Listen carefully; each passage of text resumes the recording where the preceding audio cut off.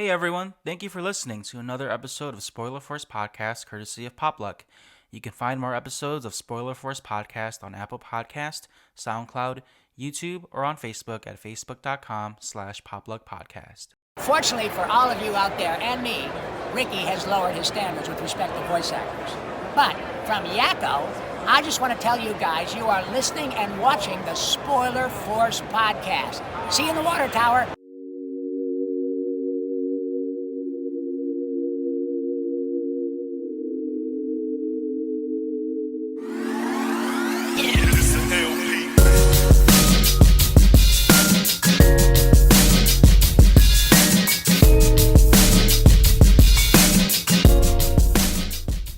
So this is episode 40 of Spoiler Force Podcast. My name is Ricky, and thank you for tuning in. So again, for those of you who are tuning in from the live stream on Facebook, I already confirmed that there is no guest this week, and also I have announced it last week too on last week's podcast with Amber Skies. No guests this week. It's just me. I literally just got done live streaming on Facebook about like a few minutes ago. If you didn't listen to or didn't tune into the live stream, I'm trying to live stream on Facebook on Tuesdays and Fridays, just to test things out to see how the live stream stuff works. I play like a little background music. I try to play games at the same time while I'm talking. But today was kind of a mess because I was trying to play Mario Kart and it wasn't good because like I tried to stay focused on Mario Kart while playing the game, and then it did not work because like I guess the topics I had were like more in-depth topics too, because I like to talk about like certain topics and like get into detail about what I think. So I was giving out like my top 5 Hmong artists at the time during the game session of Mario Kart. I think that I should have. I mean, I didn't want to say it on the podcast, but I might as well just let listeners know who I picked. So if you're not into Hmong music, definitely check it out. Not just Hmong music too, but like hip hop, mainstream, or at least more modernized Hmong music in the community. Number 5 was a tie between Surprise and T-Bone on the menu. Both artists are. All these artists are standouts to me, but you can listen to me give like a very general idea of what I think about these artists on the live stream. So listen to that on watch that on Popluck on Facebook. Surprise and T-Bone were tied for number 5 because I couldn't choose between the two. Number 4 was Sons of No Town. Number 3 was David Yang. Number 2 was Clea Universe, and then number 1 was Kid Swami. So those were my top 5 Hmong artists. Again, I'm not a big hip hop head, or I'm not like a big Hmong artist, or not even a good one. But I've been listening to a lot of Hmong music lately too. So just like my taste in music, who I think stands out, what I think sounds good. But yeah, like those are my picks for my Hmong artists there. So the topics for the podcast here, pretty much the main topic is just reviewing the anime films that I've been watching, such as Konosuba, Legend of Crimson. That's what it is. So it's Konosuba, Legend of Crimson, and then I Want to Eat Your Pancreas, which is an actual movie. People don't really think that that's an actual film, but I Want to Eat Your Pancreas is an anime film that came back out around, I want to say 2016. I know the manga came out first. All right, so sorry about that. My dogs were barking. It'll be edited out. Yeah, the movies that I plan to review are Konosuba, Legend of Crimson, I Want to Eat Pancreas, and Weathering with You. Weathering with You is one of the newer anime films of this year. Late January, I meant to go watch it. I seen it in English dub first, and then I watched it in Japanese. So I'll definitely talk about those 3 films towards the end of the podcast. But first, I want to thank LP and Baymong for letting me use the tracks on my podcast. Always want to thank those guys for being nice enough to let me use their music. But yeah, that's what I plan to do for today's episode. But first, I do have some other topics too that I want to talk about. On Wednesday, I had this really weird dream. It wasn't a lucid dream, but it almost felt like a film. I wrote down notes for this dream. So Wednesday morning, it was around that time before I went to work, and then apparently in this dream there was a treasure chest of $500,000 going around, and apparently there was like these lottery tickets being handed out, And I don't know, it was weird. Like, do you ever have like dreams where you see people's faces but you don't know who they are, but at the same time you feel like you know them? So like I was in this apartment complex, or like almost like hotel kind of, where me and these supposed group of friends, we all had tickets for this $500,000, and people barge in, try to steal our tickets, and in dreams, like movements slower. I don't know. I felt like the Matrix, sort of like everything was slow motion, but like these guys had guns and they were trying to shoot us, but their guns jammed, and so I choked out one of the guys that was shooting at us, and then once I choked him out, they all ran away. It sounds like a Soulja Boy story, but yeah, like, and also like in dreams, there's moments where you remember like major scenes, and then like it'll switch from like one scene to another. So pretty much after this apartment or hotel fiasco or scruffle, I was at this church, and like these people at this church were like talking about they needed the money for this, they needed the money for that, and my parents were there. And my dad is more of an outspoken person, but this time he's very quiet, and it's really weird to see him just so calm and relaxed about this $500,000 that's out and everyone wants it. And so he takes me and my mom and myself and my sister. He's like, I know where it's at. I'm gonna go and go find it. And so we're in this black Cadillac or the Chevy Tahoe car. We're all wearing black, and my dad puts on a ski mask and he puts a silencer on his gun. He's like, all right, y'all stay here. I want to go and get the treasure chest. And we're like in this super ghetto area. I want to say it looks like Chicago or Detroit, but like I can't tell.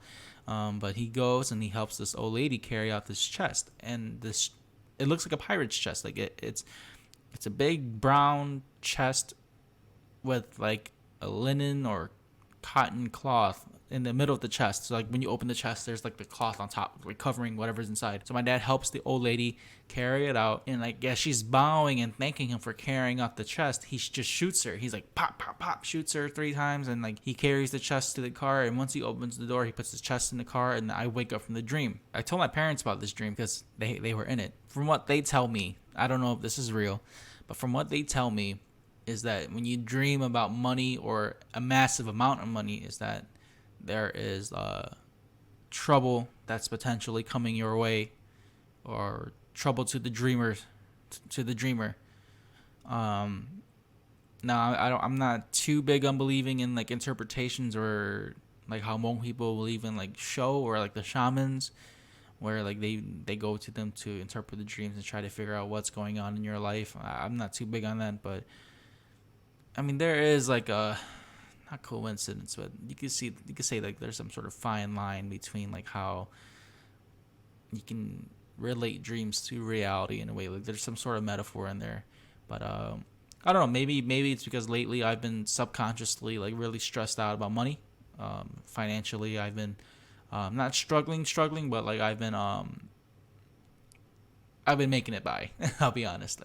Financially, I've been kind of stressed a little bit, so maybe that's maybe that's where it's coming from. Like maybe the chest is something like I'm trying to search for, or maybe it's something that I want that I can't get and that someone else is going to get for me. But I hope that's not the case. I hope that my dad doesn't ever do that kind of shit. Like that's way out of his character. It was really awkward. Like it was very surreal because like again, my dad is not that kind of person. He's not tenacious. He's not aggressive or physically aggressive to anyone. He will never like try to shoot someone. I mean, he shoots squirrels, but yeah, in the dream, he shot the old lady. Man, I was like, holy shit. Like I don't know.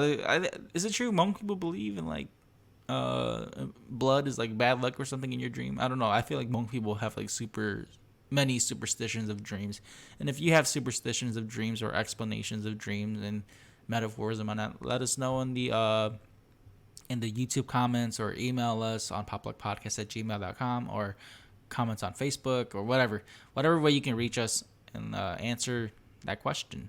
So yeah, that's pretty much the dream sequence I had. It wasn't like lucid dreaming really, but like for me, lucid dreaming is it's very different too, because lucid dreaming, I can tell that I'm in a dream whenever I can like close a fist or make a fist, or if I feel the ability to jump. Like that's when I know I'm lucid dreaming. If I can jump really high and land without breaking my legs, or if I can close both my fists like really tightly as if I was gonna really hit someone, that's how I kind of know like I'm in a lucid dream. Now, I've had some pretty crazy lucid dreams. I don't remember them, but I know that the events in these lucid dreams are like, you're dreaming, and then like it's like Inception, where you keep thinking like, all right, I'm gonna play with the physics and mess around with this dimensional universe in this dream sequence or whatever. And so like I remember like snippets of like certain lucid dreams, where like I remember where I think I was watching too much My Hero Academia, and like in this particular dream I was with the My Hero Academia characters, and when I realized that I was lucid dreaming, I was like changing the environment. I was shifting trees and moving the ground and like destroying the hills of the background and like messing with the physics of everything, like almost like Dr. Manhattan of The Watchmen. Like I was like that, and it was crazy to know that I was lucid dreaming like that. And then like instinctively you wake up, and then I woke up and it was like 4 a.m, and I hate when that happens, when you wake up before your alarm clock. Imagine waking up like 5 minutes or even 1 minute before your alarm clock goes off. Man, those are the worst. I hate it. I might as well just stay up. I hate those feelings, man. Like when you wake up before your alarm clock, especially on the weekends, where you wake up where you wake up early on your weekends, right? And then like you don't even have to go to work. You're like, what the fuck?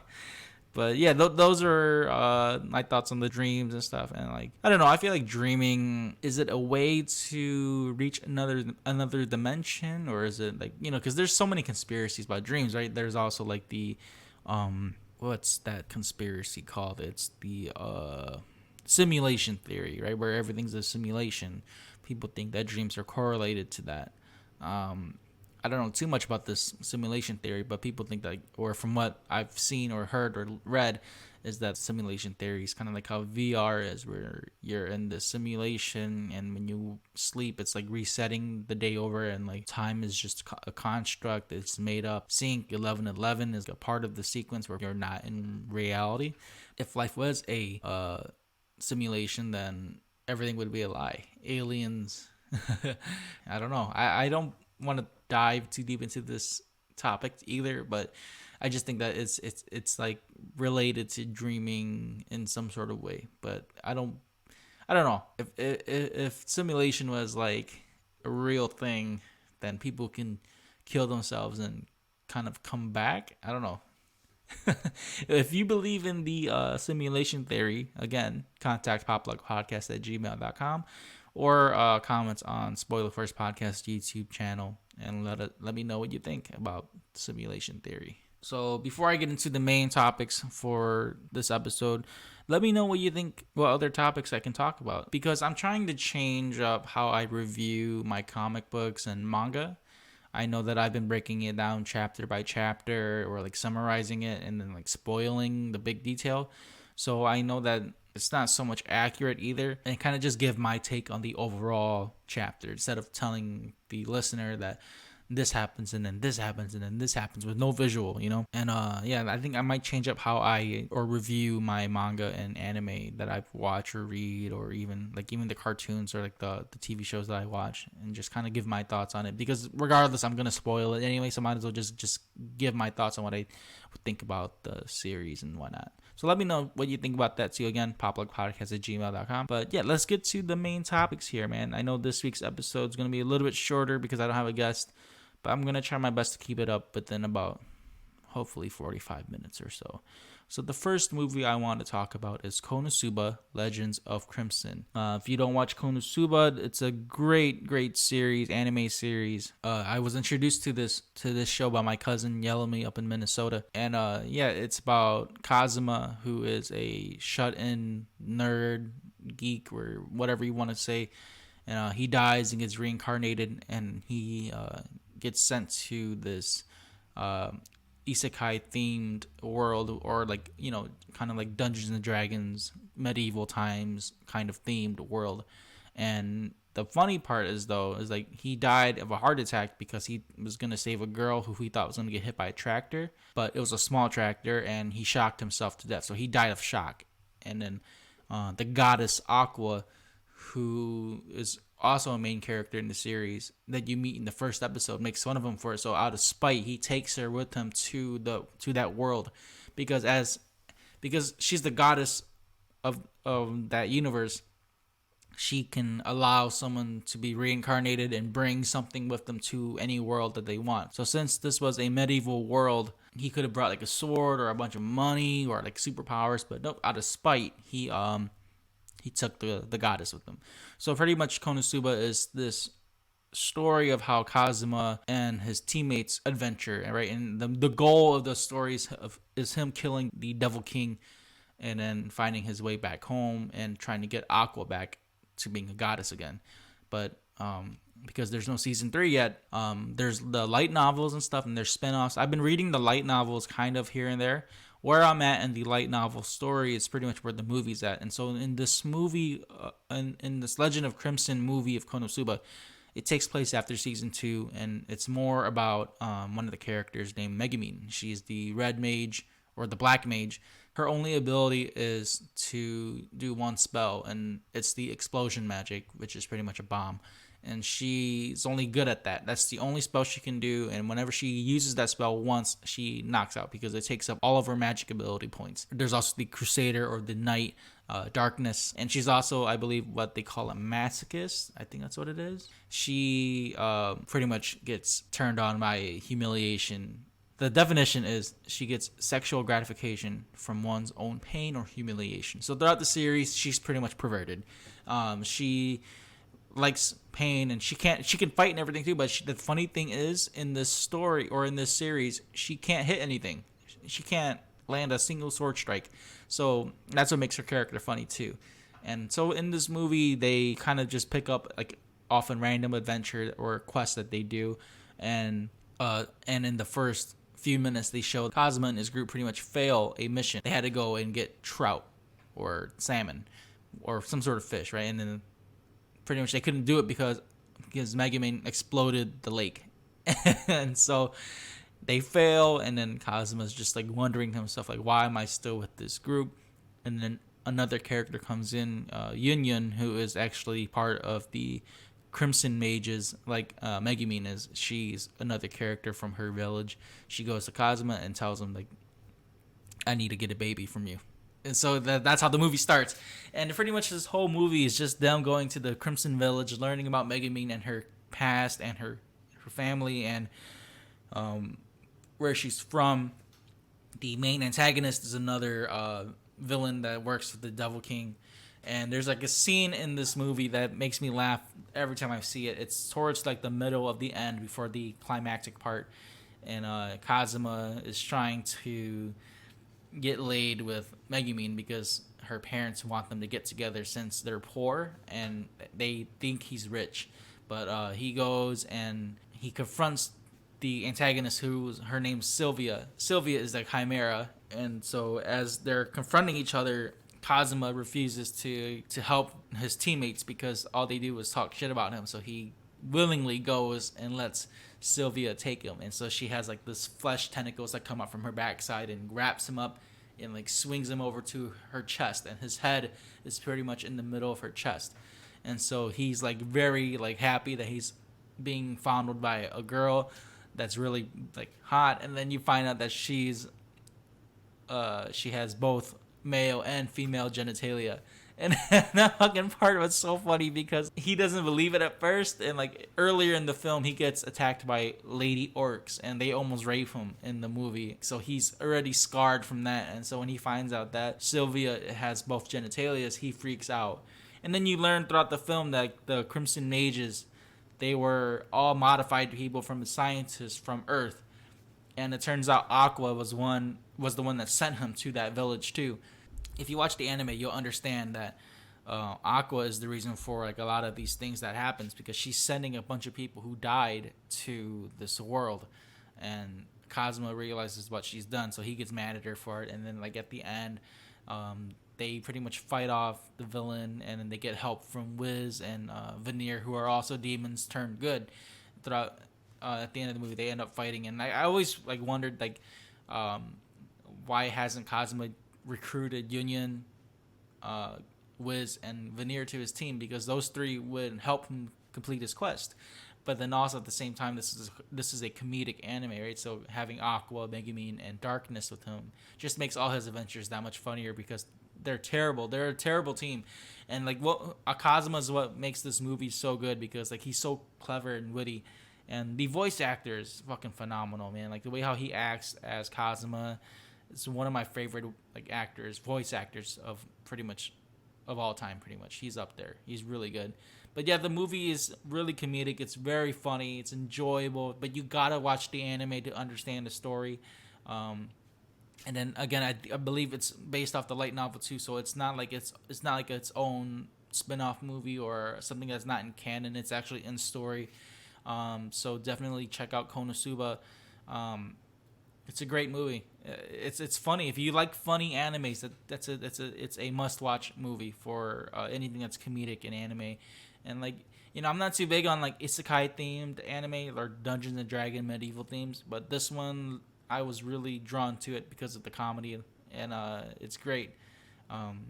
And I give this movie a 5 out of 5. It's super hilarious. It's the animation's top notch. The voice acting's amazing. The characters are always great, and it's just because like it stays inside the story of Konosuba, so it makes it that much better. I think anime movies should start doing that, like especially if they're a series. Stay within the actual real story of the series instead of like going a spin-off like how Dragon Ball Z did with their movies. Like you can kind of piece them together, but you can tell they were just movies. They weren't a part of the real storyline. But yeah, that's my thoughts on Konosuba Legends of Crimson.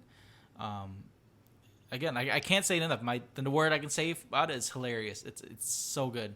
And definitely watch the anime. So the second movie I want to review is I Want to Eat Your Pancreas. This anime film I watched last year, almost a little over a year ago. Earlier or late last week was actually like the anniversary of when I watched it on Facebook Memories. This movie was it caught me off guard for sure. I thought that I knew coming in watching this movie that it was going to be a love story, and that it was kind of like The Fault in Our Stars where you knew someone was sick, and so I had a general idea of what it was, and I was like, why not? The title already like drew me in. Like, I Want to Eat Your Pancreas. Like, come on, like that's such a weird, odd titled. It's a weird titled movie. It kind of went on that trend with how anime films have, or anime's series in general have like really weird titles. Like I was once reincarnated to slime or some shit like that, and this movie itself gives viewers some sort of reality check. It's not just some typical lovey-dovey anime film, but the topics of this film is about like life and death and sickness and timing and just anticipation and patience and whatnot. And like there's so many themes and sub-themes in this movie, but this movie's about the character named Me, because they don't tell you the name of the character to the end.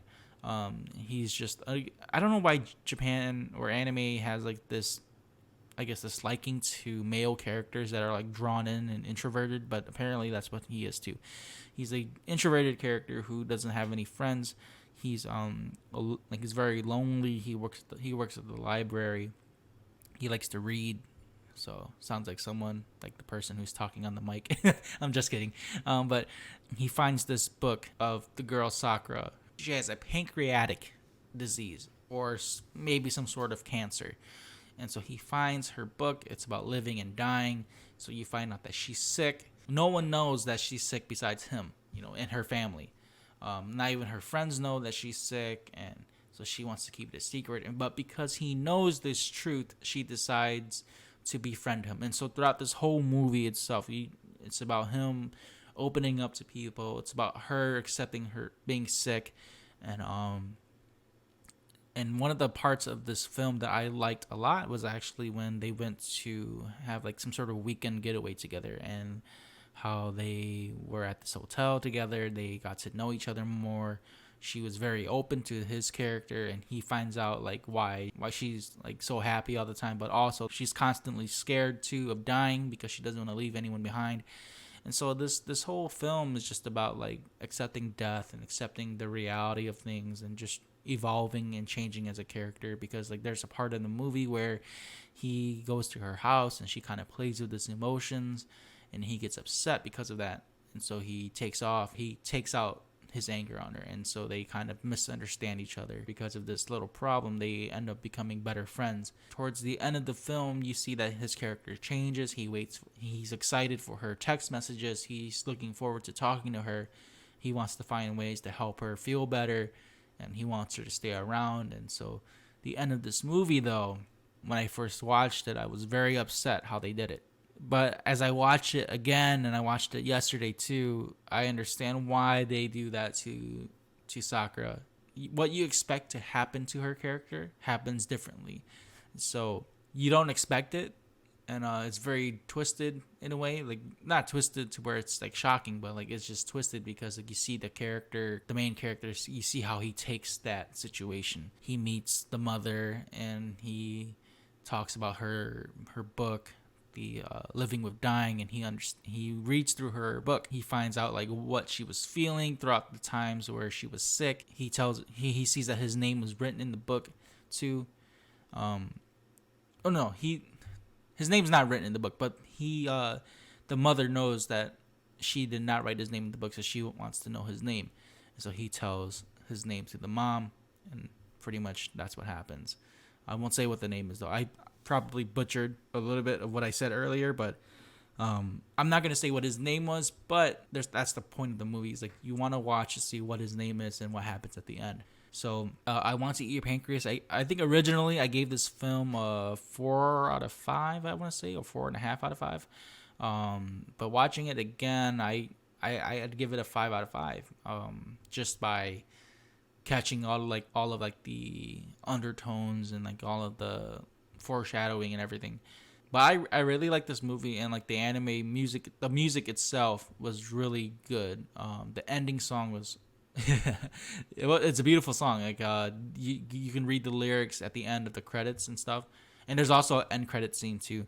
But like you can read the lyrics of the song, and it's actually a really well written song. But yeah, when I remember walking out of that theater, and like I was just hit by like emotions or like some sort of feels, and I was like, shit, I gotta go to work the next day too. I'm like, what the fuck?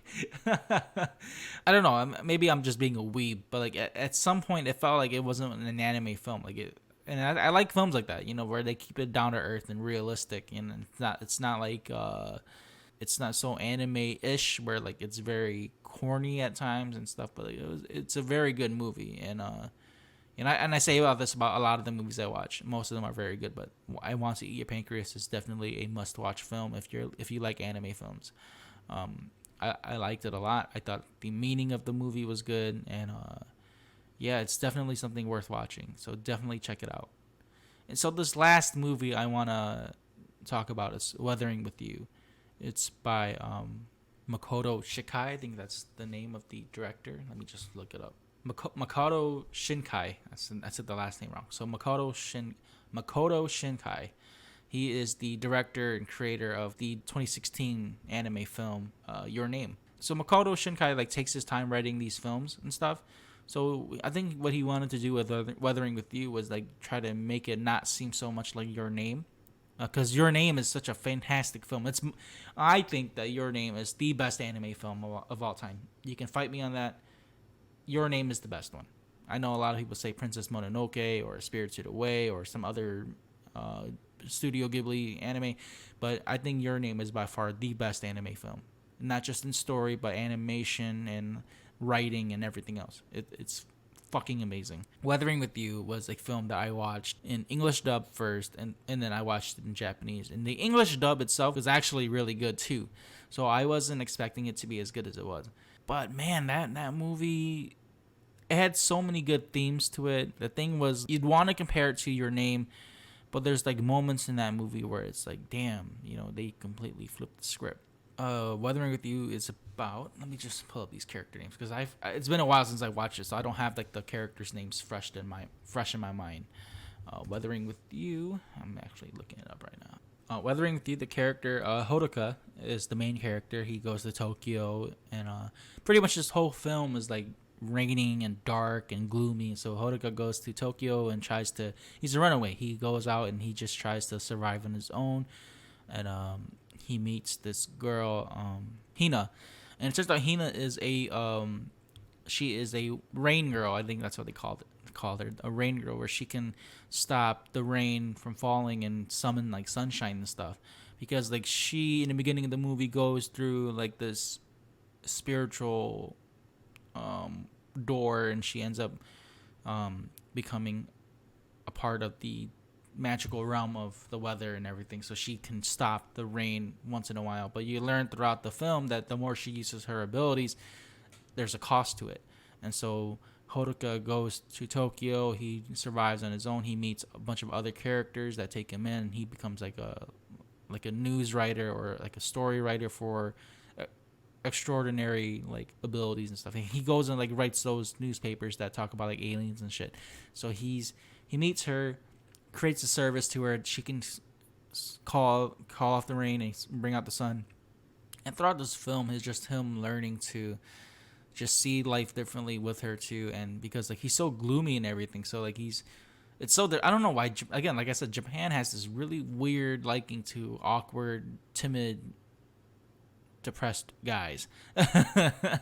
But him and Hina, they go through this adventure together, and he learns the truth about her abilities. And so he realizes the cost of her using her powers. And also at the same time, because he's a runaway, cops are after him because his parents made a missing child report on him, so they're after him too. And then there's also like a subplot where like there's guns around, and because he found a gun earlier in the film, and to save Hina, he shot the gun in the air, but the cops or the traffic cameras caught him using it, so they're after him on that too. And so pretty much towards like the end of the film, he realizes what she's done, and she's gone. She sacrificed herself to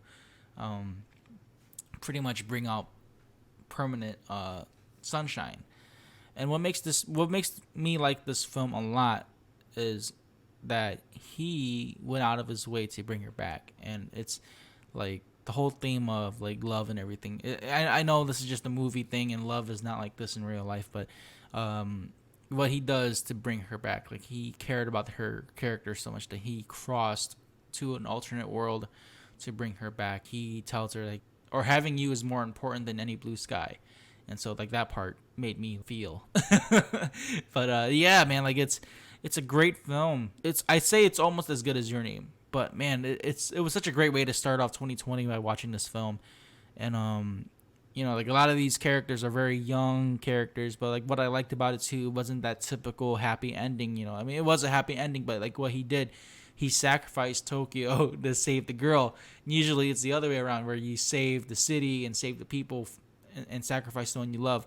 But he sacrificed literally a city to get this girl back. And I really liked the cameos in this film too. You see the cameos of Taki and Mitsuha, the main characters of Your Name, and they make a cameo in this film, so pretty much they're set in the same universe.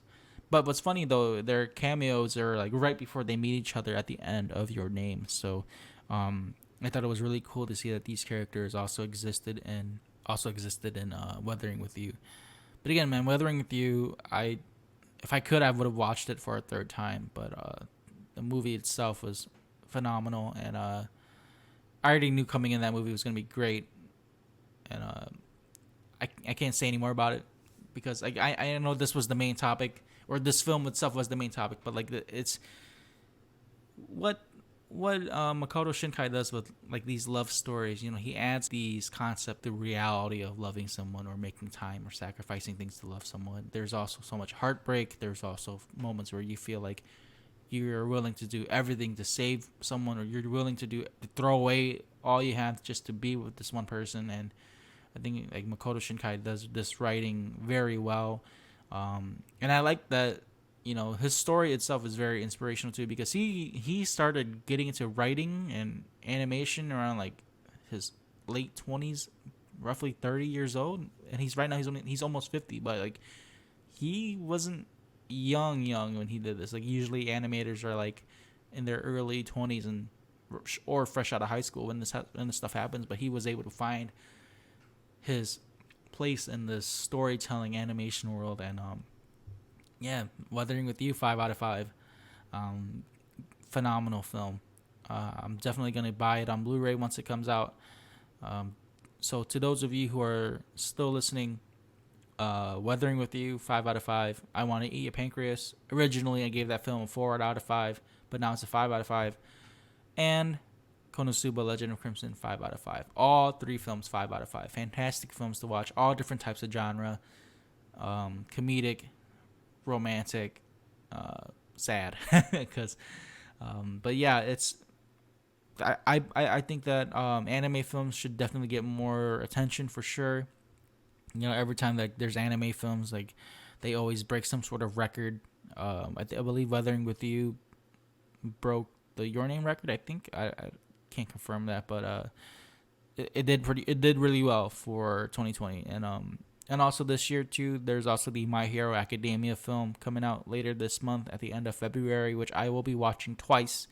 One in English and then one in Japanese. So yeah, those are my thoughts on these anime films. I know that these descriptions or my reviews are still a little bit like in the learning process of trying to review and rate these films, but hopefully you guys enjoyed my thoughts on these films. But yeah, I know I didn't spoil much on I Want to Eat Pancreas, and then I spoiled a shit ton on on Weathering with You, but that's what Spoiler First Podcast is, right? So definitely let me know what you think of these films. If you've seen it, if you haven't seen it, then go watch it. If you listen to the spoilers, then that's on you. You chose to do that. But definitely go watch those films. And then next week I will be having T-Bone on the menu. He's a Hmong rapper, artist, singer with Get Heavy Records from California. He's going to be the guest for next week. I'm excited to have him on the podcast. Definitely check out his music. He's a very unique artist to listen to as well, because he can do everything. He can sing, he can rap, and he's really good. So definitely wait for that episode. Thank you for tuning in to Spoiler Force Podcast episode 40.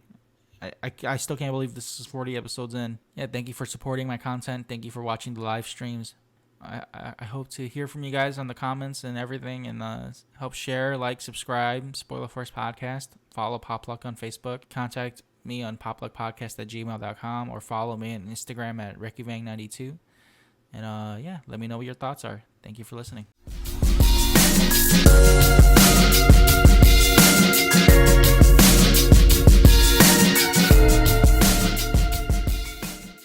If you enjoyed this episode, make sure to subscribe, follow, like, share, comment, and rate Spoiler Force Podcast. For comments, questions, concerns, and criticism, you can email Spoiler Force Podcast at popluckpodcast, popluckpodcast @gmail.com, or contact me personally on Instagram.com/RickyVang92, RickyVang92.